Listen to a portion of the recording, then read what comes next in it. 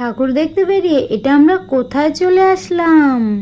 So hello everyone, আমি মৌমিতা আর আমার নতুন ব্লগে তোমাদের সবাইকে স্বাগতম। তো মহাসপ্তমীর দিন সকালবেলা খুব ভোর ভোর স্নান করে আমি চলে এসেছিলাম পূজা মণ্ডপে। আর পূজা মণ্ডপে এসেই প্রথমেই দেখো আমরা বসে গেছিলাম এই দূর্বা ঘাসগুলোকে নিয়ে। তোমরা তো সবাই জানো যে 108টা করে দূর্বা ঘাসের তাড়ি করতে হয় বা 9টা করেও করতে হয়। তো আমরা প্রথমেই সেগুলোই করে নিয়েছিলাম, কেননা এবারের পুজোতে এই ছোট্ট ছোট্ট কাজের বেশিরভাগ দায়িত্বই দেওয়া হয়েছিল আমাদের উপর। কারণ এখানে যে পূজা মণ্ডপে যারা কাজ করতো তাদের বাড়িতে কেউ মারা গেছে, সেজন্য অসহজ আছে, তাই তারা কাজ করতে পারবে না। সেজন্য এবারের পুজোর বেশিরভাগ দায়িত্বই আমাদের উপর দেওয়া হয়েছিল, যার জন্য এবারের পুজোতে অন্যান্য বছরের তুলনায় আমি একটু বেশিই ব্যস্ত হয়ে পড়েছিলাম। আর এখানে দেখো এই দূর্বা ঘাসের কাজগুলো হয়ে যাওয়ার পর আমরা তো বসে গেছিলাম এই এতগুলো সুন্দর সুন্দর বিভিন্ন ধরনের ফুল নিয়ে। ফুলের পাপড়িগুলোকে ছাড়িয়ে ছাড়িয়ে এগুলোকে তো পূজার জন্য প্রস্তুত করতে হবে। আর তার মধ্যে এই ফুলটা যে কি ফুল সেটা আমি বুঝতে পারছিলাম না, তোমাদের জানা থাকলে কমেন্টে জানিও। আর দেখো এরপর ছিল মায়ের সব থেকে পছন্দের শিউলি ফুল। আর এই ভিডিওটা এতটা দেরি করে পোস্ট করছি বলে হয়তো অনেকেই অনেক রকম কমেন্ট করবে, তাদেরকে আমি বলে দিই যে আমার কিছু পার্সোনাল কারণে আমি ভিডিওটা এডিট করতে পারিনি। তো তার জন্য আমি সকলের কাছ থেকে ক্ষমা চেয়ে নিচ্ছি। সে যাই হোক, জানো তো এই মহাসপ্তমীর দিন সন্ধ্যাবেলাটা আমি তেমন কোথাও ঠাকুর দেখতে যেতে পারিনি, তাই ভাবলাম আমাদের এই পূজা মণ্ডপটাই তোমাদেরকে একটু ভালোভাবে ঘুরিয়ে দেখিয়ে দিই।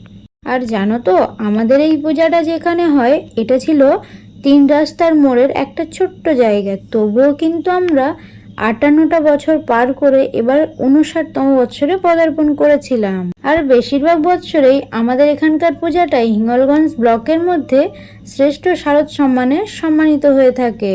আর এবারের পূজা মণ্ডপটা কিছুটা মায়াপুরের ইস্কন মন্দিরের মতোই করেছিল। আর এই মোড়ের 3টি রাস্তার 3 দিকে অনেক দূর পর্যন্ত লাইটের কাজও করা হয়েছিল। আর এটা ছিল আমাদের এখানকার এই মণ্ডপের দুর্গা প্রতিমা, যেটা তোমরা ভিডিওর শুরুর দিকেই দেখেছো। সপ্তমীর এই সন্ধ্যেতে আমাদের পূজা প্যান্ডেল, আমাদের এই দুর্গা মাকে তো দেখলে, চলো আরও একটা পূজা প্যান্ডেল, আরও একটা দুর্গা মাকে তোমাদের দর্শন করিয়ে নিয়ে আসি। আর জানো তো এখন এই যে ক্লাবের পূজা দেখাতে তোমাদেরকে নিয়ে এসেছি, এই ক্লাবে আগে না দুর্গাপুজো হতো না, এই প্রথমবার ওরা দুর্গাপুজো করছে। ওরা বিশেষত কালী পুজোটাই করতো, কিন্তু জানি না কেন এই বছর থেকে ওরা দুর্গাপূজাটাও করছে। আর প্রথম বছর হলেও এই ক্লাবের সদস্যরা খুবই চেষ্টা করেছে যাতে ওদের এই ক্লাবের পূজাটা খুব সুন্দরভাবে অনুষ্ঠিত হয়। আর এই যে মন্দিরটা তোমরা দেখতে পাচ্ছ, এটা ছিল শ্রী রাধাকৃষ্ণের মন্দির।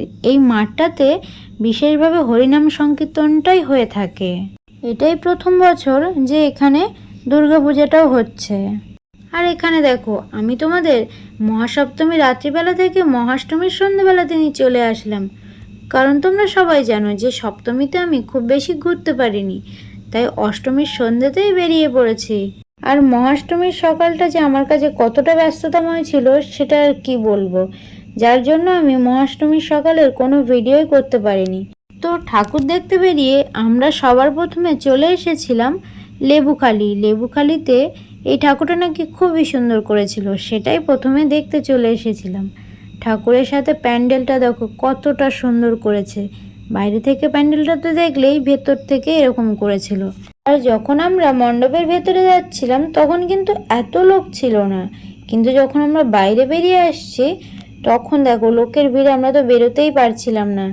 আর পেছনে দেখো আমার মাকে একা একা হেঁটে হেঁটে আসছে।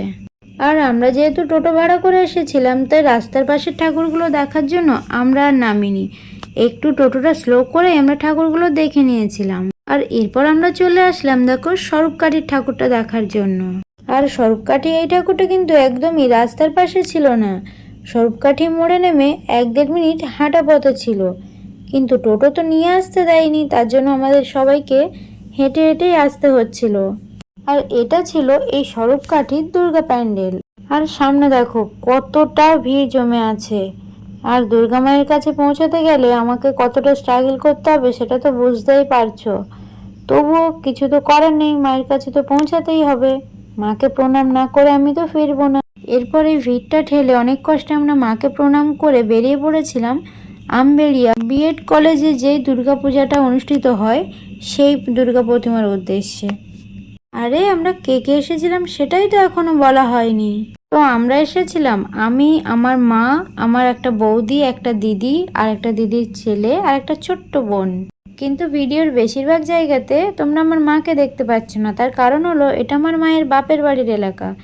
আর টোটো থেকে নেমে যাকে দেখছে সেই চেনা মনে হচ্ছে, তার সাথেই গল্প করতে শুরু করে দিচ্ছে। আর দেখো এখানেও এসে দেখছি আরতি হচ্ছে। অ্যাকচুয়ালি আমরা 8টার দিকে বেরিয়েছিলাম না, তো মহাষ্টমীর মহাআরতি তো সব জায়গাতেই চলছিল। কলেজের ভেতরটা দেখো লাইট দিয়ে কত সুন্দরভাবে চারদিকটায় সাজানো হয়েছে। আর এই দেখো আমার মাকে দেখো এখনো গল্প করতে করতে আসছে। তো বিএড কলেজ থেকে বেরিয়ে আমরা এবার চলে আসলাম আমবেড়িয়ার স্কুল মাঠে যে দুর্গাপূজাটা হয় না সেই ঠাকুরটা দেখতে। আর এখানে এসে দেখছি নৃত্যানুষ্ঠান অনুষ্ঠিত হচ্ছে। আর জানো তো এই স্কুল মাঠটা না অনেকটা বড়। সরস্বতী পূজার সময় সরস্বতী মায়ের প্রতিমা নিয়ে এখানে কম্পিটিশনও হয়। আর দেখো দুর্গা প্রতিমাটা কতটা সুন্দর হয়েছে। ওই প্রতিমাটা দেখে আসার পর এখানে পরপর অনেকগুলো পূজা হচ্ছে, কিন্তু এটা ভিতরে বলে এটাতে আর যায়নি। আর এই প্রতিমাটা ছিল রাস্তার একদম পাশে, তাই আর নামা হয়নি। এখান থেকে সামনে গিয়ে দেখো আরেকটা প্রতিমা, এটা ছিল 13 নম্বর স্কুলের পাশে। আর এই পূজাটা রাস্তার পাশে হলেও প্রতিমাটা একটু ভিতরে ছিল, তাই আমরা এখানে নেমে আবার প্রতিমাটাকে দর্শন করতে গেলাম। মাকে প্রণাম না করে গেলে চলে, তাই মণ্ডপের ভেতরে এসে মাকে প্রণাম করে আবার আমরা বেরিয়ে পড়লাম।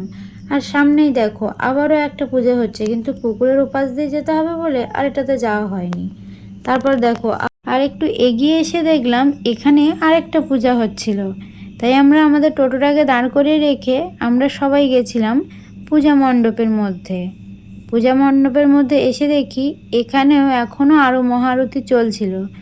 মহাষ্টমীর মহাআরতি দেখার জন্য দেখো কত ভক্তরা বসে আছে, কিন্তু আমরা তো ঘুরতে বেরিয়েছিলাম তাই আমরা তো বসতে পারবো না, তাই সবাই মাকে প্রণাম করে আমরা চলে এসেছিলাম। আর মণ্ডপের বাইরেটা যেমন লাগছিল ভেতরটা কিন্তু একদমই তেমন নয়, ভেতরটা খুবই সুন্দর ছিল।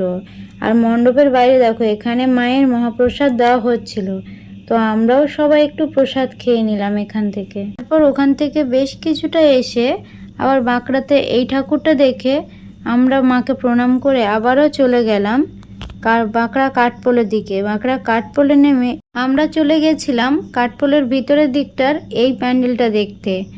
এই প্যান্ডেলটা একটু ভিতরে হলেও খুবই সুন্দর তৈরি করেছে, আর এখানকার মায়ের প্রতিমাটাও খুবই সুন্দর হয়েছে।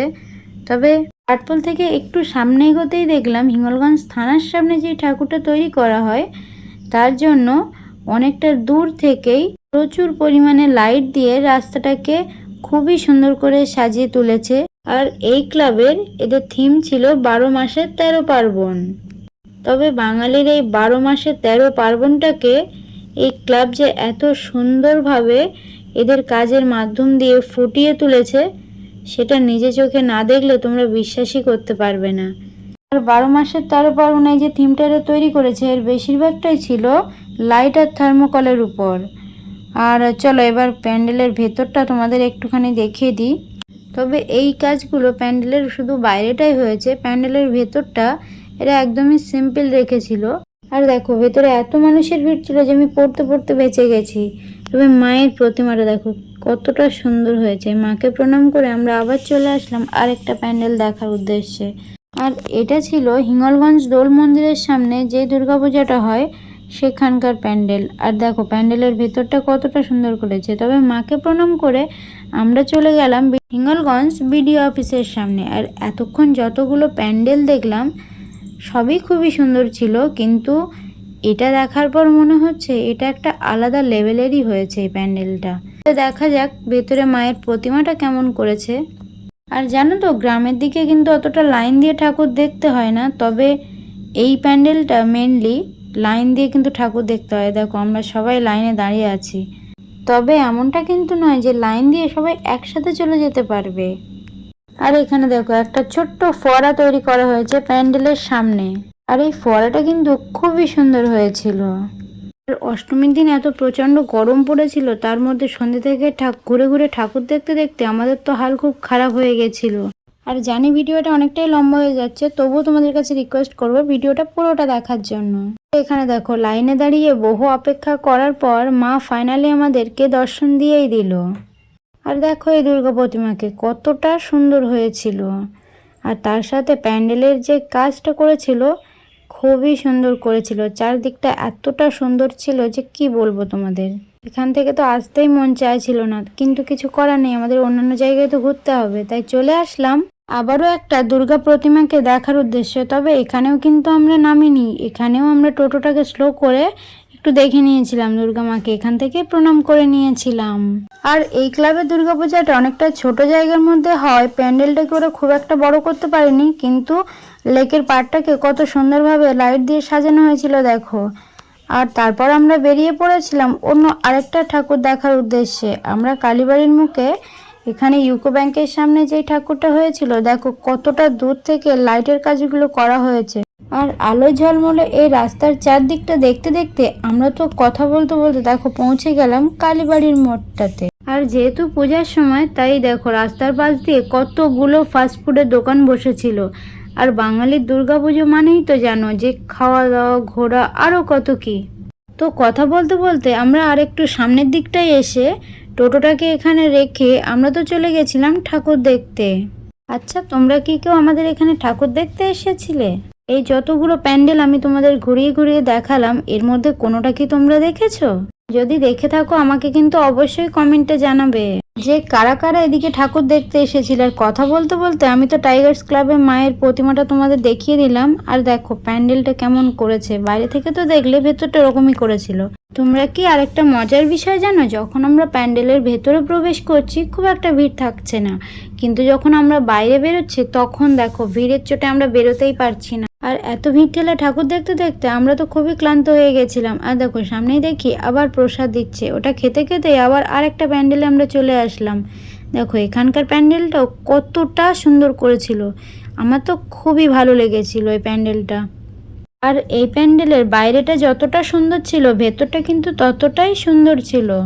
আর এত সুন্দর একটা জায়গা ছেড়ে কারো কি যেতে মন চায়? তবুও তো যেতে হবে, আমরা তো এখানে থেকে যেতে পারবো না, তাই না?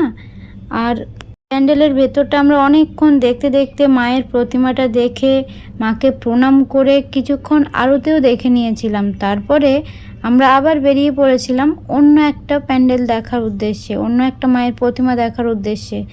আর প্রায় রাত্রি তখন 11:30, তাই আমরা আর ভেবেছিলাম খুব বেশি প্যান্ডেল দেখবো না, কিন্তু একের পর এক এত সুন্দর সুন্দর প্যান্ডেল আমাদের সামনে চলে আসছিল। আর দেখো এই প্যান্ডেলের মায়ের প্রতিমাটা আগেই দেখিয়ে দিলাম, কারণ আমরা পেছনের গেট দিয়ে ঢুকেছিলাম তাই জন্য। আর সামনের দিকটা দেখো কতটা সুন্দর করেছে। আচ্ছা তোমরাই বলো তো, এত সুন্দর সুন্দর প্যান্ডেল দেখে কি এত তাড়াতাড়ি চলে যাওয়া যায়? কিন্তু কি আর করা যাবে, রাত্রি তখন 11:30, গ্রামের দিকে 11:30 মানে অনেক রাত। আর দেখো লোকজন অনেকটা কমে গেছে, কিন্তু তবুও যাওয়ার পথে আমরা আরেকটা প্যান্ডেল দেখে নিয়েছিলাম। আর এই পল্লীশ্রীর সঙ্গে এসে মানুষের ভিড় একদমই নেই দেখে আমরা তো অনেকটা সময় এখানে কাটিয়েছিলাম। হ্যাঁ রাতেই তো হয়ে গেছিল, কিন্তু কি আর করা যাবে, ঠাকুর দেখতে তো একটা দিনই বেরিয়েছি। আর তাছাড়া সব জায়গায় মায়ের প্রতিমা আর প্যান্ডেলগুলো এতটা সুন্দর করেছিল যে বাড়ি আসতে মনই চাইছিল না, মনে হচ্ছিল আরেকটা প্যান্ডেল দেখে নিই। তবে বাড়ি ফেরার পথে আমরা সত্যি সত্যি কিন্তু আরেকটা প্যান্ডেল দেখে তারপর বাড়ি ফিরেছিলাম। তবে এই প্যান্ডেলে যদি আমরা না যেতাম অনেক কিছুই মিস করে যেতাম। আচ্ছা মায়ের 9টি রূপের কথা তোমরা তো সবাই শুনেছো, বলো তো এখানে আমরা কোন ঠাকুরটা দেখতে যাচ্ছি? আচ্ছা ঠিক আছে আমি বলে দিচ্ছি, মায়ের 9টি রূপ, অর্থাৎ আমরা নবদুর্গা দেখতে গেছিলাম। আর দেখো ওই প্যান্ডেলে গিয়ে যতটা মনে হয়েছিল যে অনেক রাত্রি হয়ে গেছে আর কেউই হয়তো নেই, কিন্তু এখানে এসে সেই ভুল ধারণাটা ভেঙে গেল। আর দেখো এখানকার প্যান্ডেলটাও খুবই সুন্দর করেছে। তবে এখানে এসে কিন্তু সবার প্রথমে আমাদের বাবা মহাদেবের সাথেই দেখা হয়ে গেছিল। আর তারপর আমরা সবাই প্যান্ডেলের ভেতরে গিয়ে মায়ের এই 9টি রূপকে দর্শন করেছিলাম। আর এই নবরূপে মাকে মা যেন অপরূপা হয়ে উঠেছিল। তবে আমরা কিন্তু অষ্টমীর রাত্রে প্যান্ডেল হপিং ঠাকুর দেখা কিন্তু এখানেই শেষ করেছিলাম। তবে ভিডিওটা কিন্তু এখানেই শেষ নয়। আর অষ্টমীর রাত্রে আমরা এই পর্যন্তই ঠাকুর দেখেছিলাম। আর তারপর মাকে প্রণাম করে আমরা রাত্রি অনেক হয়ে গেছিল বলে বাড়ির উদ্দেশ্যে রওনা দিয়েছিলাম। তোমরা কে কে কতদূর ঠাকুর দেখেছো আমাকে কিন্তু কমেন্টে অবশ্যই জানাবে। তো চলো তোমাদের সাথে আবার দেখা হচ্ছে নবমীর দিন সকালবেলা। তো সকাল সকাল উঠে আমি স্নান করে মণ্ডপে চলে এসেছিলাম। তবে এখানে এসে সকাল থেকে এতটাই ব্যস্ত ছিলাম যে তার কোনো ভিডিওই তোমাদেরকে দেখানো হলো না। তবে এখানে মহানবমীর অঞ্জলি হয়ে যাওয়ার পর দেখো হোমযজ্ঞ শুরু হয়ে গেছিলো। আর এই হোমযজ্ঞের জন্য প্রয়োজন ছিল 108টা প্রদীপে, যেটা আমি আর আমার একটা জেঠিমা মিলে এখানে বসে বসে জ্বালাচ্ছিলাম। আর দেখো এখানে যজ্ঞের এই আগুনটা একটা সময় এত তীব্র আকার ধারণ করেছিল যে এত প্রচণ্ড গরম লাগছিল যে কি বলবো। আর জানো তো, এত কাছ থেকে দুর্গা মাকে আমি কখনোই দেখিনি। মণ্ডপের ভেতরে যে এত কিছু হয়, এত ছোট ছোট কাজ থাকে, এগুলো আমি সত্যিই জানতাম না, কারণ সেভাবে কখনো এখানে আমার থাকাই হয়নি। আমি তো প্রতি বছরই এখানে এসে অঞ্জলি দিই আর বাড়ি চলে যাই। আচ্ছা, তোমাদের মধ্যে কেউ কি কখনো মণ্ডপের ভাবে থেকেছো? থাকলে আমাকে কমেন্ট অবশ্যই জানিও। আর দেখো, তোমাদেরকে আমি নবমীর দিন সকাল থেকে সোজা দশমীর প্রদক্ষিণে নিয়ে চলে এসেছি। তো আমরা এখানে দশমীর দিন সকালে অঞ্জলি দেওয়ার পর মাকে প্রদক্ষিণ করছিলাম। আর এই প্রদক্ষিণ দিয়েই আমার ভিডিওটা আমি এখানে শেষ করলাম। ভিডিওটা শেষ পর্যন্ত দেখার জন্য সবাইকে অনেক ধন্যবাদ। আর ভিডিওটা যদি তোমাদের ভালো লেগে থাকে তাহলে ভিডিওটাতে একটা লাইক করে একটা কমেন্ট করো, আর ভিডিওটা তোমার বন্ধুদের মধ্যে শেয়ার করে দিও। আর যারা আমার চ্যানেলে এখনও নতুন আছো তারা চ্যানেলটাকে সাবস্ক্রাইব করে দিও। টাটা।